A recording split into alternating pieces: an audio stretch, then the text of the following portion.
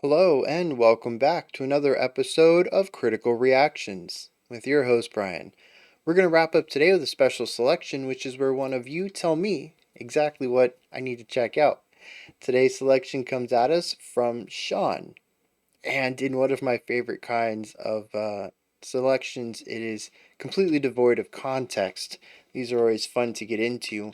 The track that has been given to me is Distant Haze Was Arising from the band Sivyj Yar. So, let's dive into this and see what's going on with them.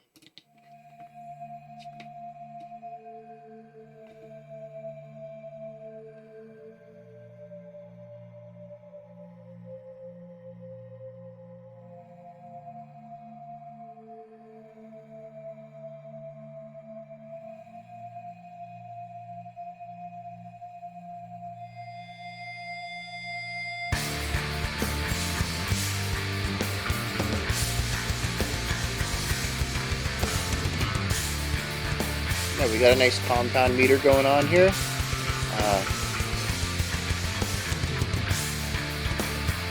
Feeling more like a 6/8 kind of vibe. Bass in the front, which is really nice.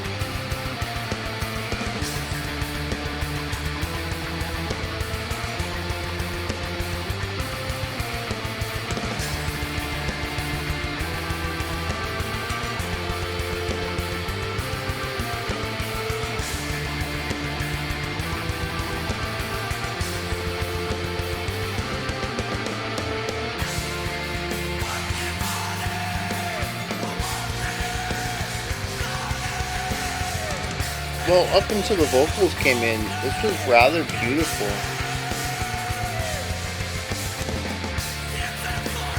Remind me of kind of post-metal, but a very bright and uplifting post-metal.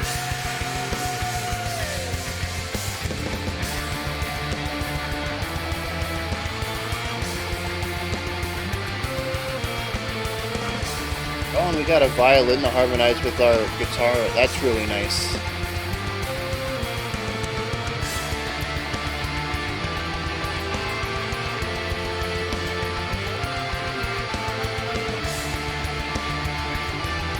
Interesting to hear the violin move from the background to the foreground like this, getting real close to my ears. It moving from center channel to outside channel probably helped with that as well.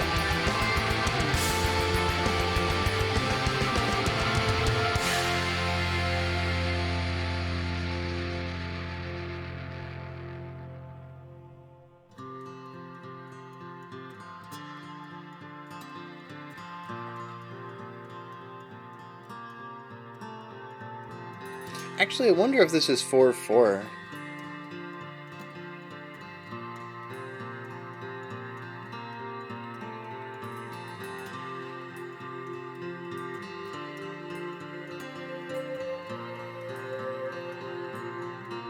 Well, yeah, okay, no, this section is 4/4. We were in 6/8. We've shifted. But we're still using groupings of 3 in places, sort of meeting a middle ground there.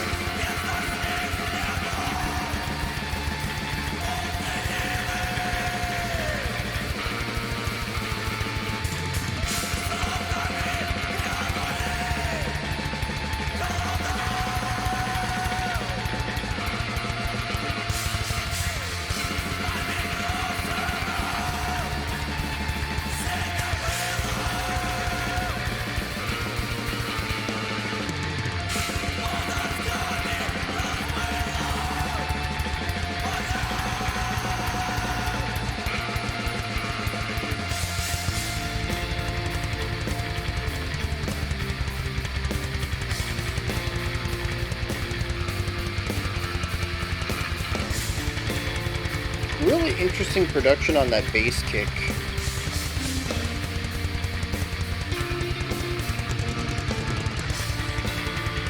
In fact, the production overall is interesting, that it can kind of shift from moment to moment. Nothing's static or set in stone.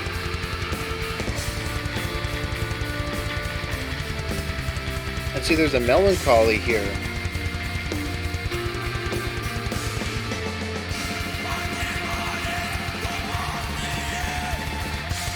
But hope being born from that melancholy, positivity from the darkness.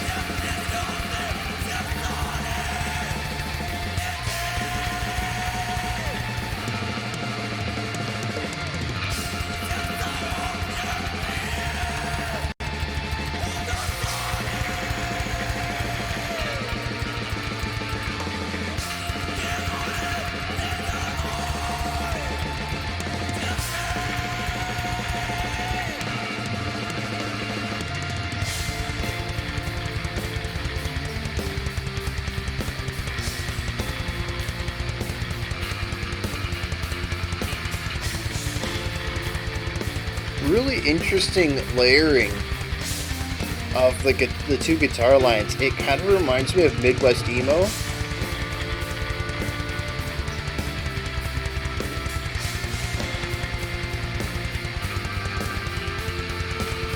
Especially that descent.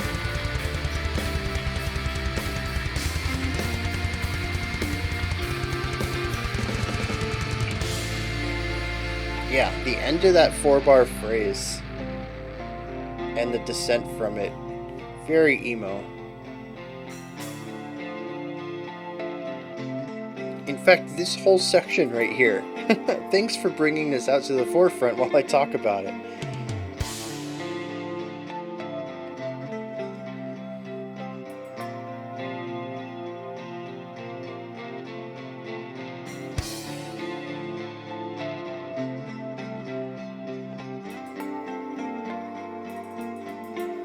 And back to the black metal.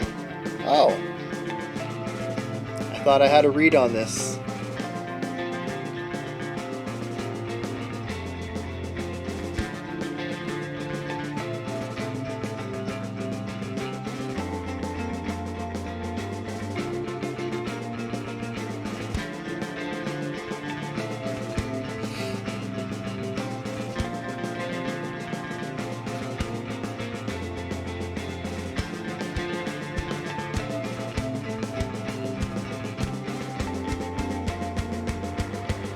Now we go back to the black metal. Oh, whoa, what?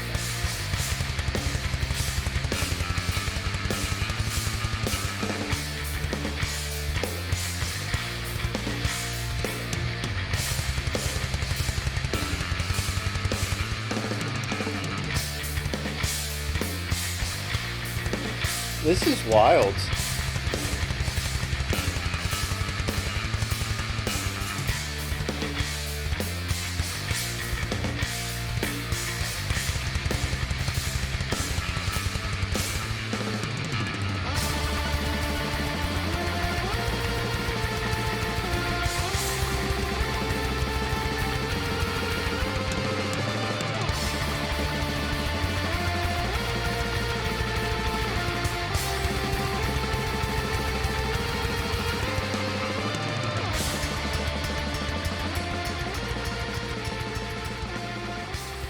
Wait, a fade out? Yeah, song's over. Okay.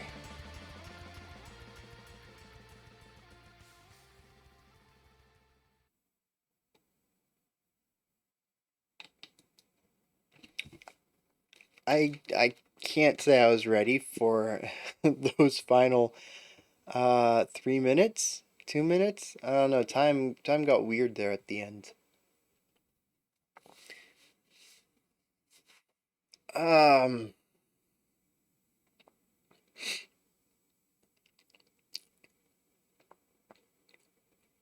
Okay. Okay. I think I can talk about this. My hair's so flat today. This track is very atmospheric, and I think it does some interesting things with the atmosphere that it's probably just because I need to listen to more like this, but there's a positivity, a hopefulness in this that not only do I not typically expect from black metal, but also from the titles of this stuff.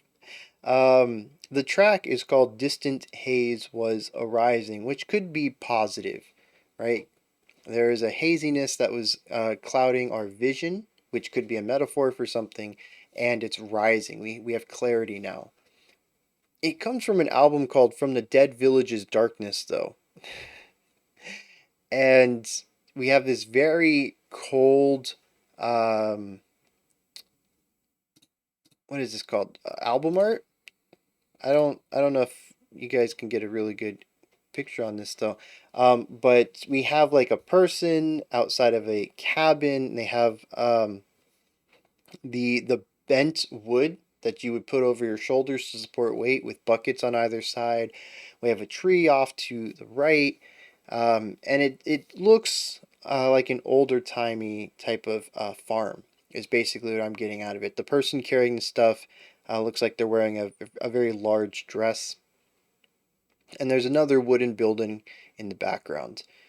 The colors used here, though, are not monotone. It is black and gray and white in a lot of it, but there is this blue hue that is used to provide shading, a very dark grayish blue that provides a little bit of color to it all, though.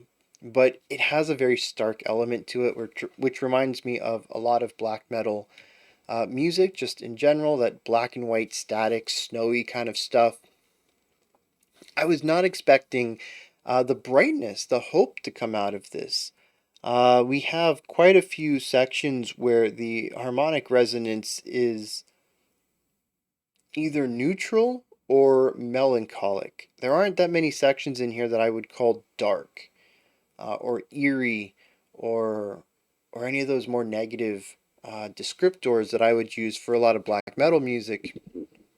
Pretty much everything in here is rather neutral, or it has this positive spin on it. There's this brightness, there's hope in this track. And one of the sections I loved exceptionally was somewhere in the middle of the track, we hit something that was pretty much full on melancholy before pushing into this very hopeful guitar line that we put over top it and almost showed a positivity out of the darkness.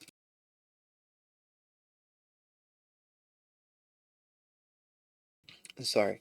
Um, and through a lot of this, that's sort of what I feel in this track is a type of hope stemming from uh, lesser situations and finding that positivity in whatever you can, wherever you can find it. Um, and so I think it's a really interesting emotional state for the song because a lot of we've listened to some was atmospheric black metal. We listened to some black gaze that kind of move away from the darker, heavier, eerier, satanic roots of black metal and explores more positive sound spheres. But it's still something I don't typically relate to the style. Now, interestingly, even past this, we go into something that feels more closer to home for me, which is sort of a Midwest emo melancholy that we explore a little bit leading into our penultimate section. And of course, in the penultimate section itself, the guitar line that I felt was bringing some emo influences in is Spotlit for quite some time. Um, it kind of has like I said, that sort of an indie emo flair to it with a blackened production, semi-blackened production is a very interesting combination. But the important thing here for this particular topic is the emotional resonance, and it brings that melancholy in before moving into the positivity again to wrap the song up.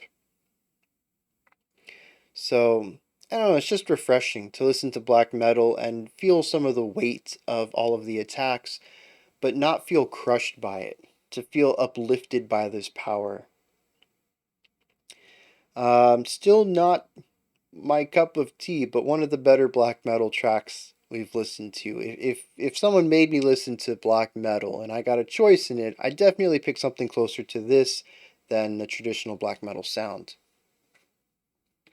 With that said, a lot of our instrumental work is as expected. We have a lot of 16th note strumming in the guitars.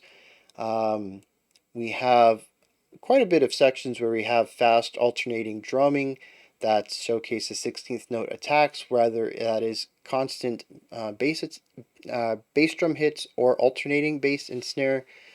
Um, and we have exceptionally harsh, gnarly voices that are, well, kind of what I picture when I think of black metal shrieks. I guess I'll just put a quick note on this because I don't think I'm going to bring the vocals back up. They tonally don't fit. The fact that they are a shriek feel like they're in pain, and it doesn't line up with the music for me. There's too much hope and positivity in the music for the vocals to make sense to me. Without the lyrics, at least, it could be a purposeful subversion. It could be, um, what's the word? Contrast. Purposefully adding more positive sounds to go against their negative ones because they're trying to tell a story about these two ideas or emotions or duality or something like that. But on a first listen, without knowing what the lyrics are, they feel so out of place. And at least for me, because I find them quite abrasive, they are disruptive to my enjoyment of the music. I was quite happy to find that they weren't utilized for a majority of the track. They were sparsely used, and that worked for me, honestly. As usual, it's not to say that they're bad vocals or anything, just I didn't enjoy them.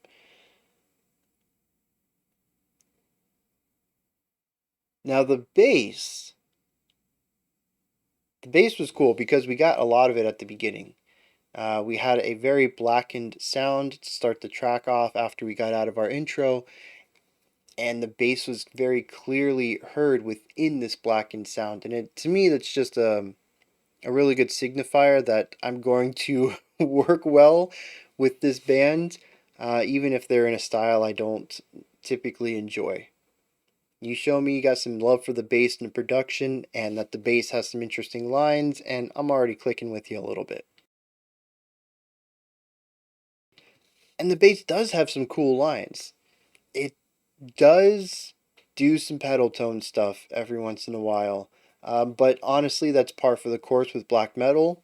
The guitars often use homophonic ideas that consist and throughout an entire bar as well. Sit on a single note and just keep picking it for an entire bar, and then we move to a new note on the next bar. That's just kind of how black metal operates. So to find out that the bass sticks to a single note for each bar occasionally is sort of what I expect for the genre, but it was nice to hear some riffs coming out of the bass as well, especially opening the track up and playing around with arpeggios, which help flesh out the emotional status of those sections because we hadn't quite gotten into the 16th note picking sections yet to really land in the harmonization that the guitars were going to explore. And we were barely showcasing the emotional chord progressions. So the bass helped to kind of fill in all that room a little bit by playing more than one pitch per bar. It's a really nice way of utilizing the bass against the atmospheric stuff that the rest of the band was working with and showcasing, kind of doing some foreshadowing of the chordal progressions and the emotional stakes of the song before we got into the proper exploration of the emotions through the atmosphere. So yeah, just really smart writing, all in all. Um,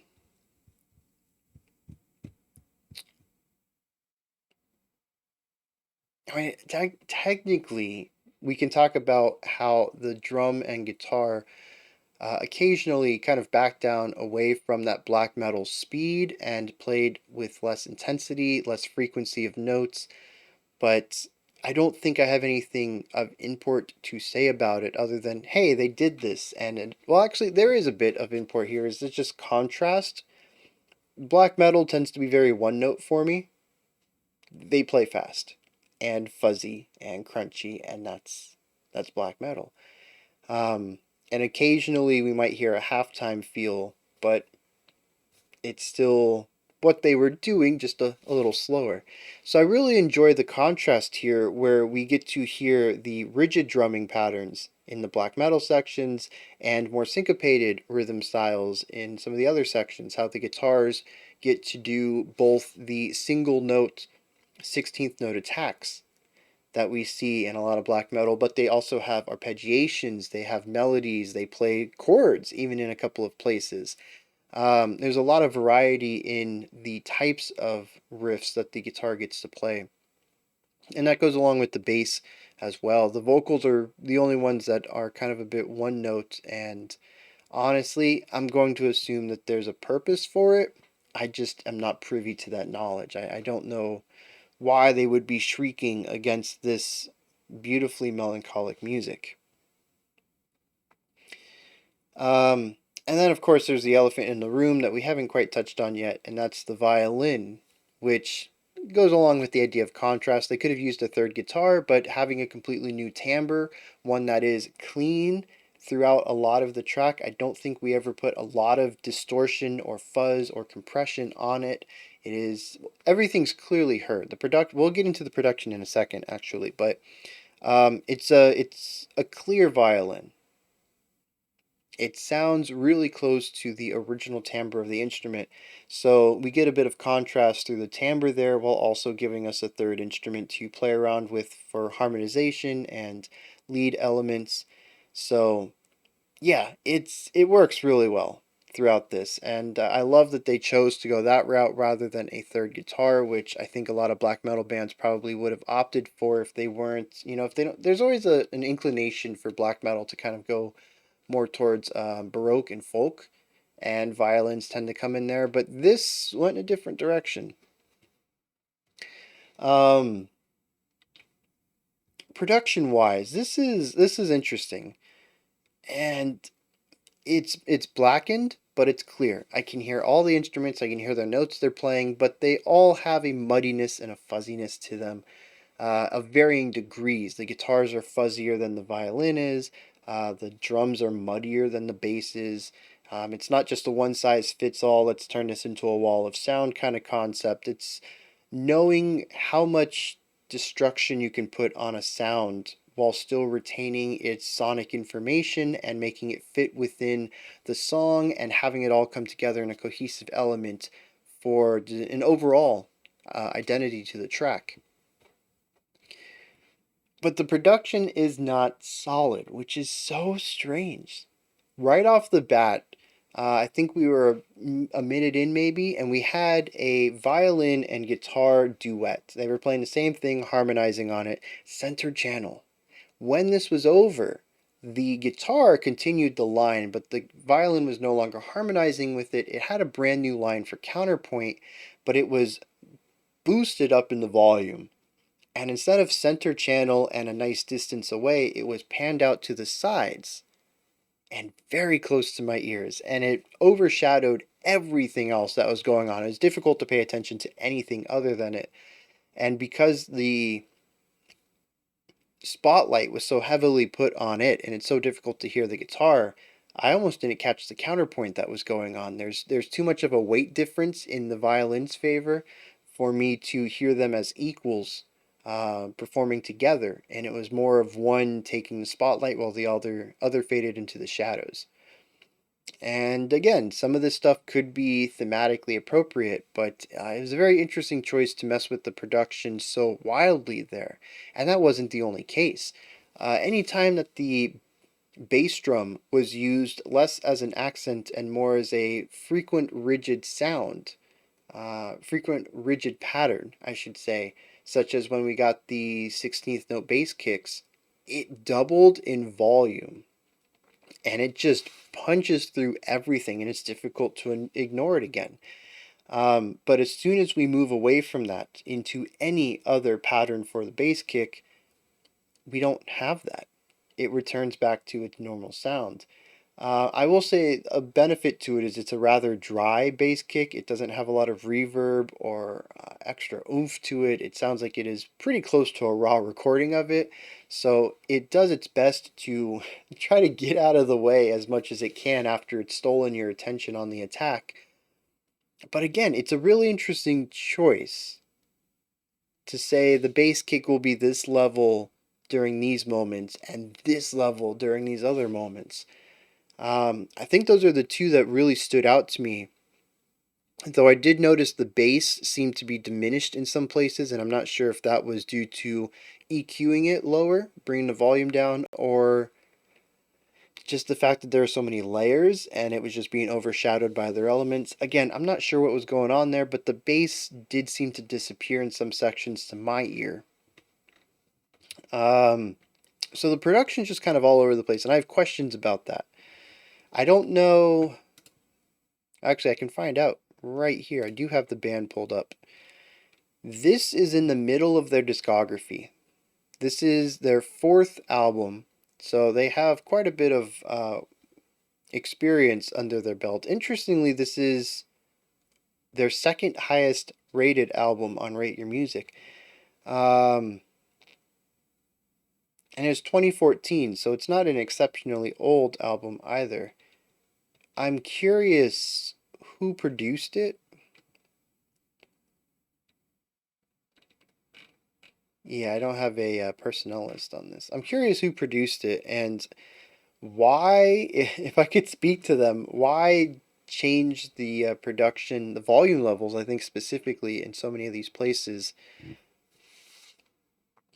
what effect they were aiming for. Because I honestly have no clue what it could even. Usually I'm like, I'm not a fan of it, but this is probably what they were aiming for. This was their intentions. Here, I have nothing. I have no idea why they would do this in those situations. So I just have questions about that. We hit on the instruments, we hit on the themes, we hit on the production. Oh, there's a really nice thing between the time signature change, which I completely forgot to keep up with. We started in a nice 6/8. We shifted to 4/4 somewhere, and after that, I forgot to pay attention to it. I think we ended in 4/4 as well, but I'm not sure about the middle part. Um, Just a really interesting combination of sounds, though. It definitely has blackened metal in its foundation, but it goes in so many different areas. It's kind of gazy at some points where we kind of hyper focus on atmosphere. It's emo, especially towards our ending, and it's uh, it's just generally very atmospheric. Oh, it kind of gets folky too with some of the violin lines, not just the inclusion of the violin, but the melodies and the notes that are selected in those melodies. Um, so yeah, it's really cool to because this is the kind of stuff I like. I just interrupted myself. This is the kind of stuff I like in black metal. I don't mind black metal as a framework. I'm not a big fan as black metal alone. It's sort of what I feel about gent. I like it when people write genty ideas in their music. I don't necessarily like full albums of just gent, of just that rhythmic chugging. Um, they're cool as a contrast, but not as the main course. And so I like blackened ideas. I think it can be used interestingly, but it has to be paired with something. It's too much of a very strong flavor for me to enjoy it on its own. And so pairing it with emo and folk and gaze and kind of bringing this multifaceted object into reality is very cool. It's like I said, it's still not exactly my cup of tea. I wouldn't mind listening to more of it, but it's still not something I'm going to actively seek out. I liked the emo writing, but I could just go listen to emo music and be fine with that as well. And the shrieks are still a bit much for me. So let's hit some lyrics, I suppose. And I couldn't find any. I checked all the usual places, dark lyrics, Song meanings, lyric me. I don't remember what that one's called. Genius. I even checked Metal Archives, which I have recently been told carries lyrics occasionally, and I couldn't find any. I checked both their name in Russian, maybe. I don't know. But using the original uh, what characters for their name and also the translated version. I tried everything I could to find the lyrics here, and I couldn't. So we're kind of left here with the question of what was their intent. And if you have any answers to that, let me know. I have a couple of questions about the music itself, specifically how the vocals work within the context of the song and the production. And some of that might be answered in the lyrical themes, which also the album seems to have a bunch of darkness to the titles. I noticed this title was a bit more positive, and maybe it is the most positive track on the album. But there just seems to be a lot of clash here between more positive elements and negative elements, and finding that space between where they can possibly meet. But without knowing the lyrics themselves, I can't know if that is an intention of theirs, or at least an intention of the lyricists. So, those are my thoughts on Distant Haze Was Arising from Sivyj Yar. Let me know what you thought. Did you enjoy it? Was there anything that stood out to you that maybe I didn't touch on enough or you have your own perspective on? Put those thoughts down in the comments. Above that, in the description box, is a link for Linktree. It takes you here. You can find links to my music, a link to the Discord server, ways to support the channel, and so much more. Above that, if you could, like, subscribe, and ring the bell. I greatly appreciate all three. All right, that wraps it up for today. We'll be back tomorrow to finish off this week's theme and to check out our final special selection and our creator request for the week. Until next time, remember to be critical, not cynical, of the music you listen to, and have a fantastic morning, afternoon, or evening whenever you choose to watch my videos.